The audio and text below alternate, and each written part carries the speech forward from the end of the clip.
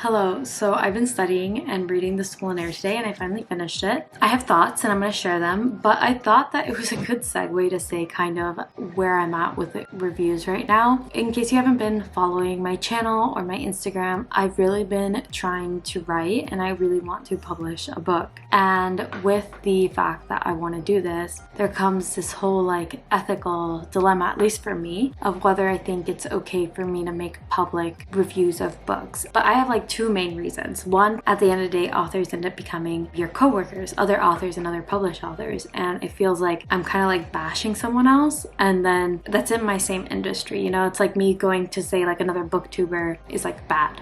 Honestly, like my perspective when it comes to books has really changed as well as I've learned craft, and it's like the second reason why I don't feel comfortable reviewing books publicly anymore. When you start reading craft books, you start learning more about story structure, what makes a good story, and also you start to dissect like plot twists and like things that are gonna happen with the book. At some point, like you just become a more critical reader, and I feel like that's why, for example, a lot of English majors and like reading classics, at the end of the day, those classics are classics for a reason, because like they can stand the test of like scrutiny, and even if they're not my taste. And I think that not every book, especially commercial fiction, tends to stand the test of scrutiny, if that makes sense. So I feel like it would be really unfair for me when I'm not reading for pleasure. I'm reading for learning purposes and to examine something, and like it's not even that I'm trying to, it's just like that's what happens when you start learning things, you start noticing things. So it definitely has made me a more harsher rater, and I do keep like a personal rating system. That's like my rating system, but I don't think it's something that I would feel comfortable sharing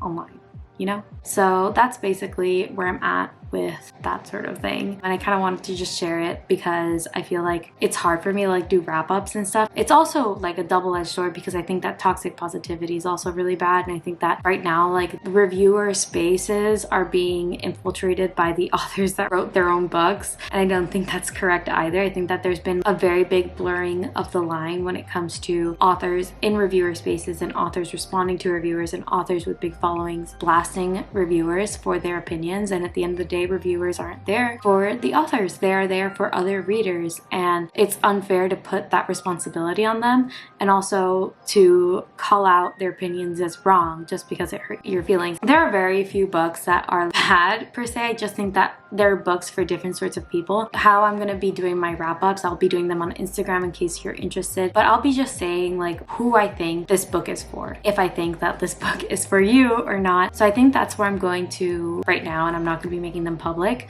Of course, if it's like a book that the author's dead, I don't think I have a problem with it, as well as nonfiction. I don't think that there's a problem with rating that because that's like information, and I could say like this nonfiction book is not based on facts. Like this is not even a nonfiction book, this is a fiction book. Like I can say that because I feel like that's okay. Like on principle, I don't really like to like rate memoirs, but that's like a different topic. Just in general, I like wanted to put that out there somewhere on my channel. So it is 5:37. I am ready for the live show of The Stolen Heir, and I'm really sad that like actually this is gonna be our last live show since we ended the Confused Queens book club. It was just taking up too much of our time, and we just have like a lot of things going on right now, like all of us. So it just wasn't meant to be, but hopefully maybe one day I'll do something similar. But yeah, anyways, gotta get into that.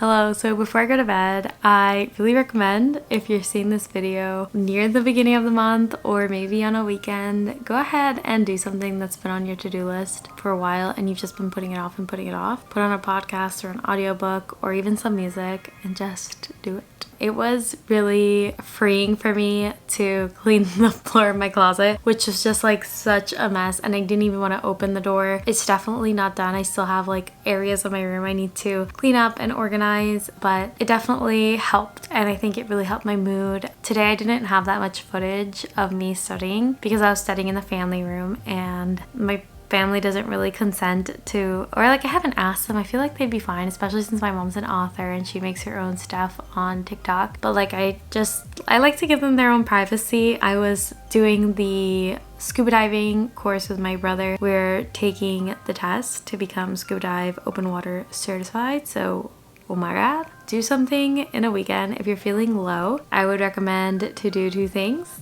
The one thing on your to-do list that you've been putting off doesn't have to be as extensive as what I did. It could literally be like sorting through paperwork that you haven't gotten to, or like deep cleaning, Marie Kondo your life, which by the way, it was very nice to hear how she mentions that like now that she has 3 kids, like it's really hard to keep things tidy. I think it made her a lot more relatable. But I saw how people were like, oh see, like it never worked. And I think that like Marie Kondo, at the end of the day, I love Marie Kondo, and I would say like her philosophy really just teaches you how to keep things that bring you joy. It doesn't necessarily need to be like the most minimal like space possible, and I think that's like where people like get it wrong. But anyways, the second thing I would recommend that you do is learn something new and do something you are excited to do. With that, thank you for joining me on this vlog, this little reset vlog, and I'll see you next time. Bye.